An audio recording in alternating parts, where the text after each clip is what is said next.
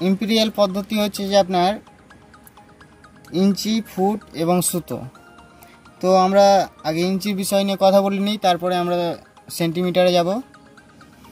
তো 1 inch by 2 ইঞ্চি থেকে যে মাঝে যে জায়গাটা আছে সেটা হচ্ছে আপনার 8 সুতোতে 1 ইঞ্চি।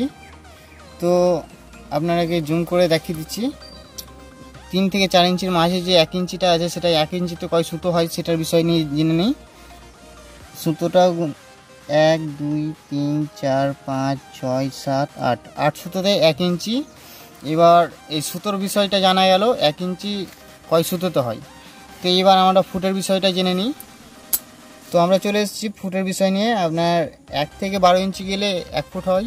তো দেখে না হোক, এটা আপনার 1 2 3 4 5 6 7 8 9 10 11 12 12 মানে এখানে 1 লেখা আছে দেখতে পাচ্ছেন। একটু জুম করে দেখিয়ে দিই।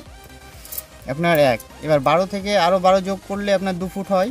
তো এইভাবে আপনার ইঞ্চিগুলো যাচ্ছে। যেমন এখান থেকে এটা 1 ফুট, তো 12 ইঞ্চিতে 1 ফুট। এবার 13 14 15 16 17 18 19 20 21 22 23 24 24 আপনার 12 গুণ 12 গুণই 24, 2 ফুট হয়ে গেল। এখানে 2 লেখা আছে। তো এইভাবে আপনার ইঞ্চি, সুতো, ফুট দেখা হয়। তো এবার আমরা মেট্রিক পদ্ধতি যাব, সেন্টিমিটার, মিটার, মিলিমিটার।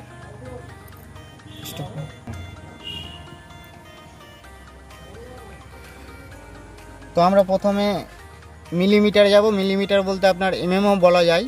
সেটা হচ্ছে যে এই 3 থেকে 4-এর মধ্যে যে জায়গাগুলো আছে সেটা হচ্ছে আপনার এমএম এবং মিলিমিটারও বলা যায়।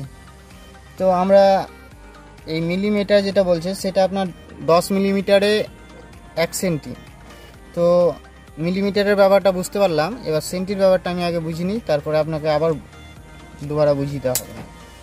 এখানে 1 2 সেন্টি আপনার দেখা যাচ্ছে না পিনের জন্য। 3 4 5 এগুলো 5 সেন্টি, সেন্টিমিটার বলা যায়। 6 7 8 9 10 10 সেন্টি, 400। এটা 10 সেন্টি। আপনার যদি মিলিমিটার যান তাহলে 100 মিলিমিটার। এইভাবে আপনার সেন্টিগুলো যাচ্ছে। যেমন এখানে এটা 10 মানে 10 11 12 13 14 15 16 17 18 19 20। এটা হচ্ছে যে আপনার 20 সেন্টি এবং সেন্টিমিটার বলা যায়। তো এটা আপনার মিলিমিটার, এমএম যদি যান তাহলে 200 এমএম এবং 200 মিলিমিটার।